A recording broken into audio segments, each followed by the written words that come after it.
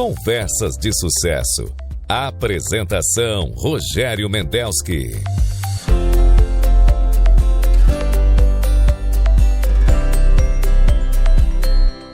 Bom dia, ouvintes. Estamos começando mais uma audição do nosso Conversa de Sucesso, aqui pela 101,3 FM, pelo nosso site também, radioguaíba.com.br. Nossa equipe de trabalho hoje, na central técnica e na mesa de áudio, o Luciano Pepão Vargas, o Cleiton Lopes e o Jefferson Gomes. Na produção do programa, o Otto Bede, na gerência de jornalismo, Rafael Sequim, na direção geral, Claudinei Girotti. Pois o nosso convidado hoje tem uma história muito bonita. É a trajetória dos Nemitz, que começou no agro com Antônio Carlos Nemitz, em 1970.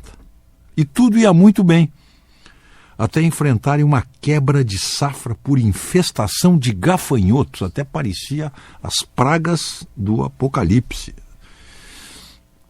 O prejuízo foi tão grande que eles desistiram do negócio. Mas a atividade agrícola nunca deixou de ser o grande sonho de vida do Antônio Carlos Nemitz, que é o pai do nosso entrevistado, o pai do Caio Nemitz. Então, o seu Antônio arrendou uma área de 30 hectares, onde cultivava trigo no inverno e soja no verão.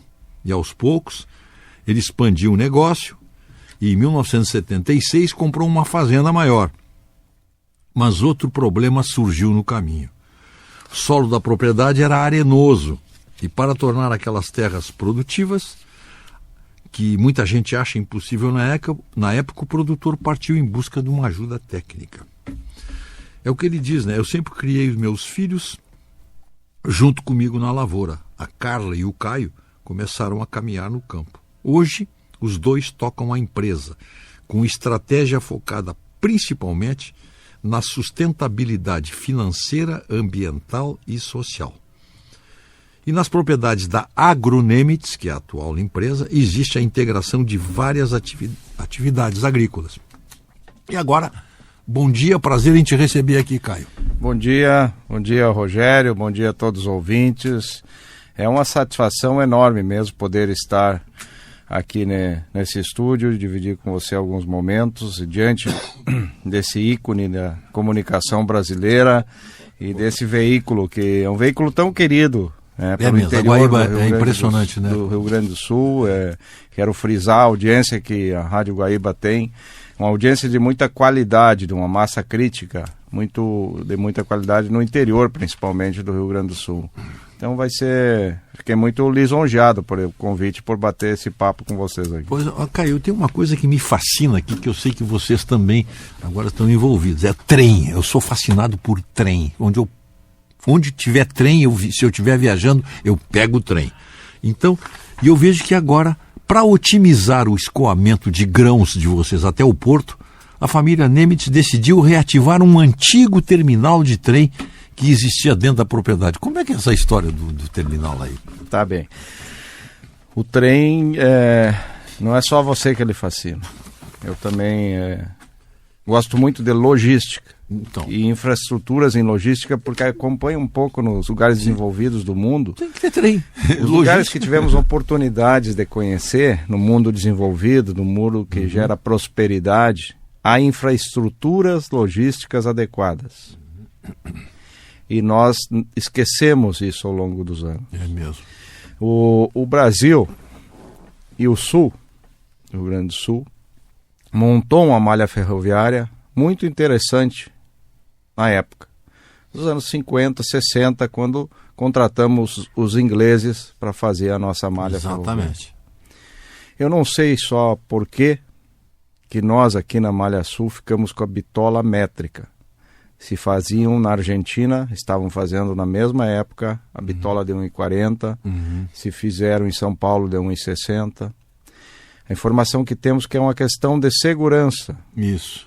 Só que era só implodir uma ponte e pronto. Isso, claro. Então, certamente já teve algum negócio nisso que nós ficamos com a bitola métrica. Que coisa, né? Foi um erro gravíssimo.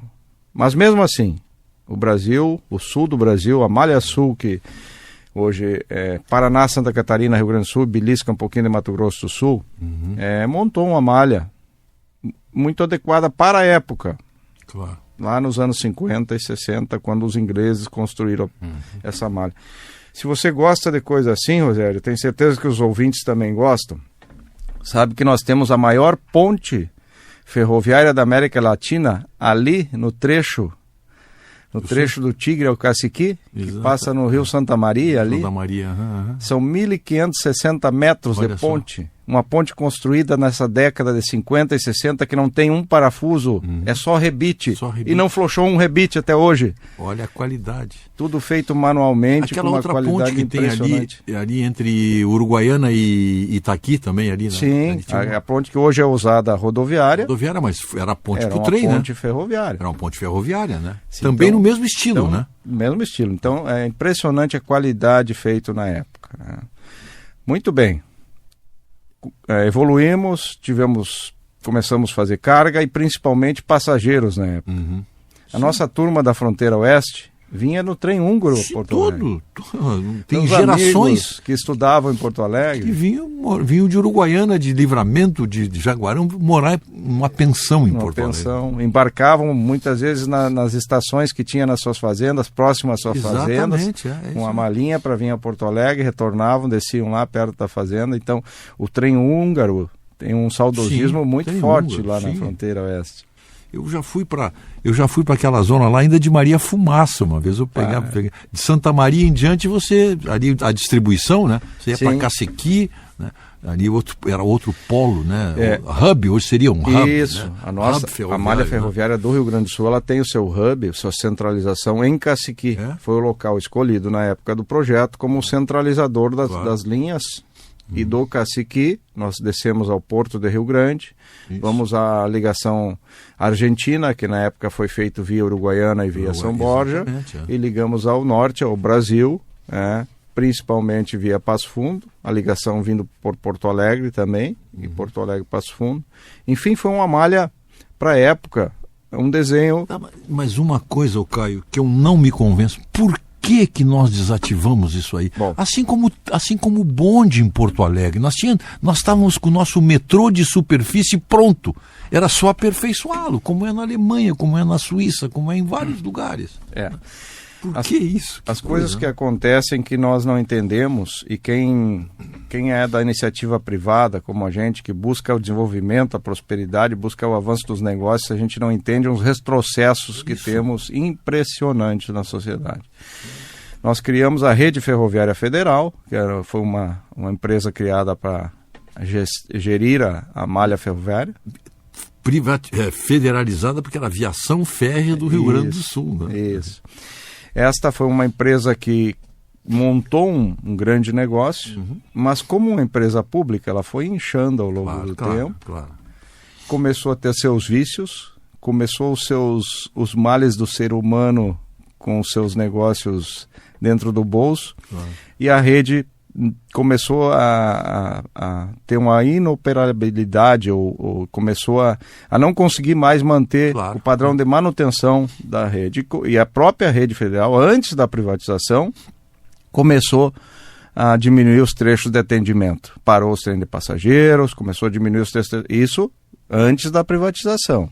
Chegou ao ponto que ela não tinha mais condições de tocar o negócio. Ela não tinha mais gestão, ela não tinha mais dinheiro para manutenção de locomotivas, de vagões, e nós estávamos com o CAL ferroviário instalado. Toma-se a decisão de fazer um contrato de concessão por 30 anos. Aliás, é bom frisar, né? Contrato de concessão de ferrovias e hidrovias são contratos longos. Tem que ser longos, porque o operador busca o resultado a longo prazo. E fez-se uma concessão meio que na urgência, com um contrato muito mal feito. Começa a operar, ganha a concessão a empresa espanhola, a ALL, que é uma empresa que veio ao Brasil só para extrair. Não fez os investimentos necessários, não fez os investimentos prometidos e seguiu descontinuando o trecho. Neste momento, nesta concessão, principalmente no primeiro terço, na primeira metade da concessão, assim, houve um apagão das agências controladoras, que é quem deveria estar monitorando, cobrando, executando a empresa concessionária para que mantivesse o que tinha que ser mantido, para que cumprisse o que contratou no contrato de concessão. A NTT, não? A NTT é uma, né? Porque aí junta o DENIT e a NTT, porque as ligações com rodovias, passagens, claro, isso envolve o DENIT cuida de algumas coisas, mas a NTT é a principal. E então a gente tem que dizer isso, infelizmente nossas agências reguladoras não cuidaram o que tinham que cuidar. Pois é, porque houve aquela retomada de esperança. Olha, é LL Logística. LL Logística, né? Espanhola, né? Houve aquela esperança. Opa, vamos retomar isso aí, eles né? chegaram com locomotivas, vagões, lembra? Foi deu um boom assim quando chegaram. E aí começaram só a recolher as tarifas dos fretes e não fizeram... E o interessante, Caio, que coisa, né? Nós fomos desacelerando um modal de transporte no exato momento em que nós estávamos explodindo as nossas safras. Sim. Que mais do que nunca precisavam disso aí. Justamente, nós tivemos o gráfico duas linhas cruzadas. É isso aí. Nós aumentamos produção, o Rio Grande do Sul aumentou a produção nos últimos 40 anos, 30 anos, fantasticamente. Nos tornamos exportadores e cada vez podemos ser mais exportadores de alimentos, divisa, riquezas, produção. E estamos deteriorando as nossas infraestruturas. E colocando, botando tudo isso aí no asfalto. Em cima de caminhões com acidentes, etc, etc. Né? Bom, mas a LL então conduziu muito mal, a empresa foi mal fiscalizada, tocou mal o negócio.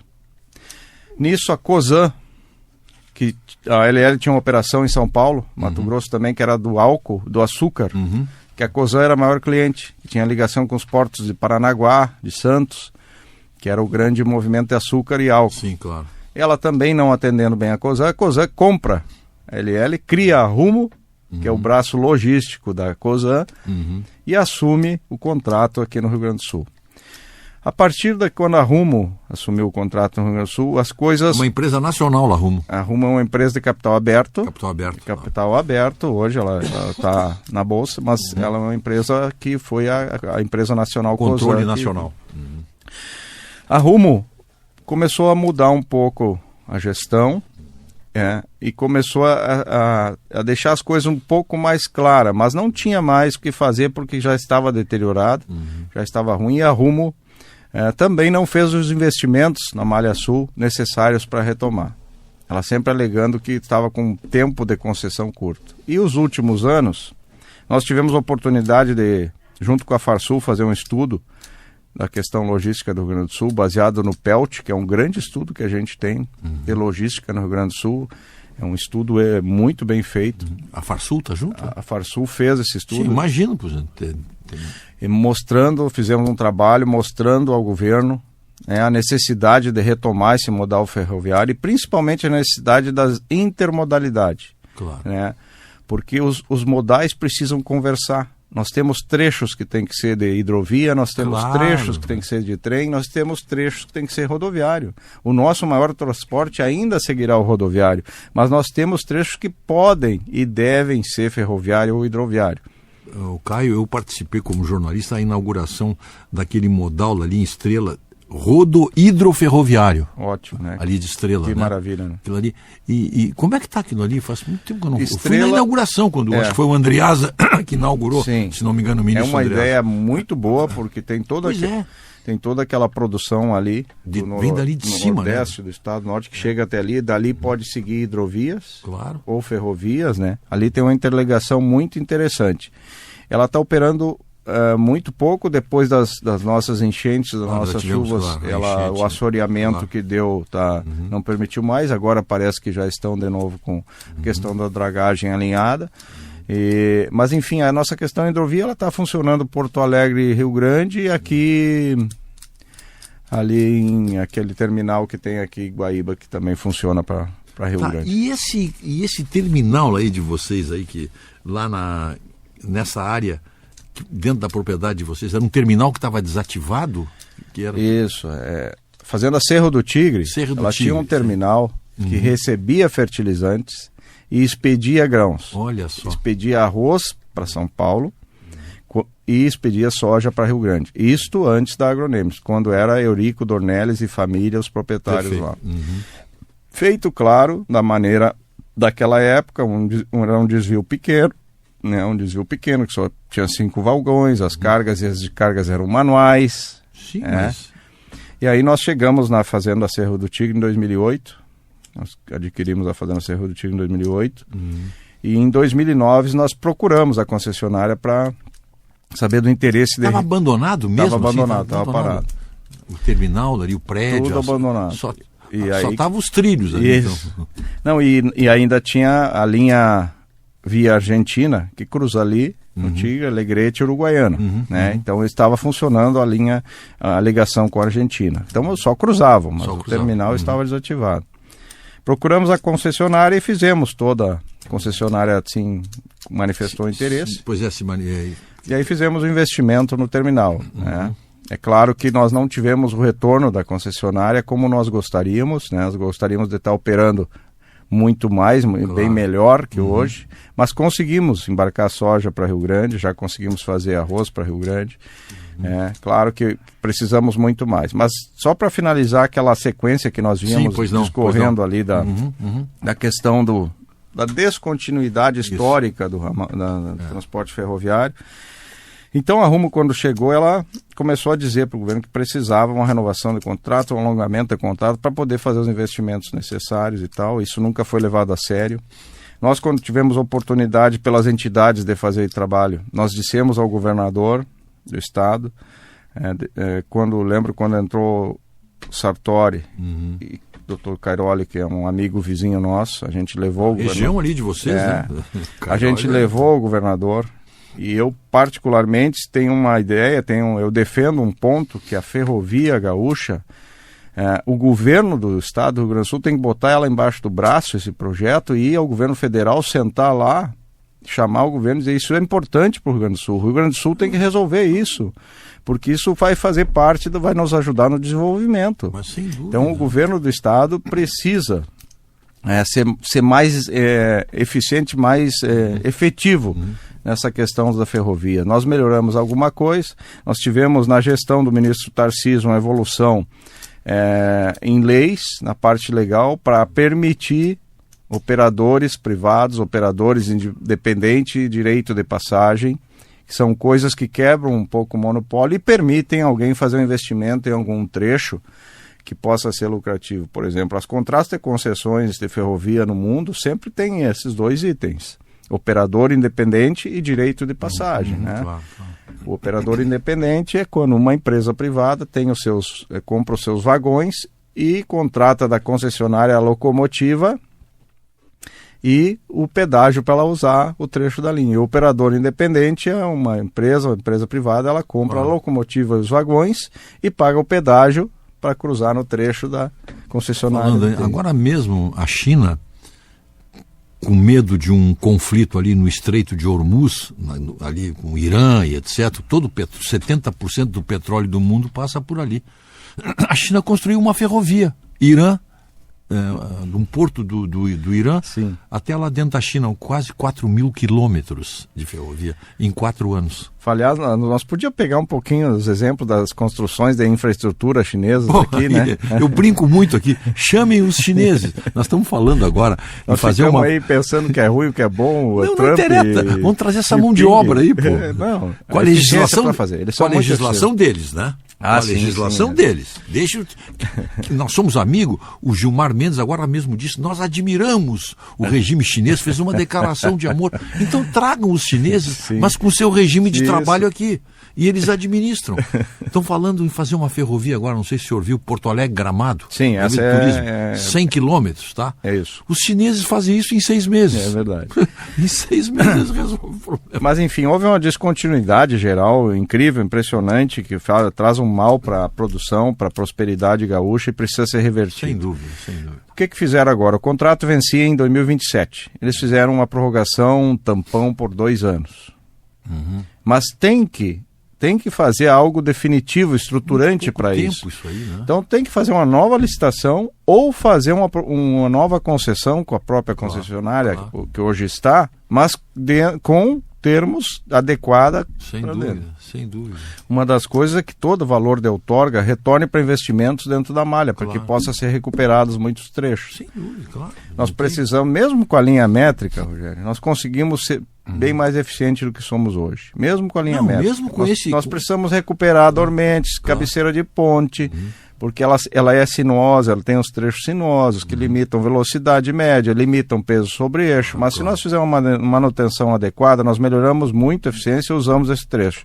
E seguimos os estudos das novas ferrovias, que é a Norte-Sul baixando, que é a Ferroeste, que pode entrar no norte do Rio Grande do Sul, que fazer uma ligação ali da produção do Mato Grosso com as indústrias do norte do Rio Grande do Sul. Aqui, a nossa também aqui por cima, né? A nossa produção sai lá por cima. Isso, e nós temos essas indústrias de transformação do norte do Rio Grande do Sul, que é, por exemplo, citar o nosso amigo da BH, Erasmo Batista, com aquela mega de biodiesel em Passo Fundo, e agora fazendo um grande investimento numa grande indústria de etanol. Sim.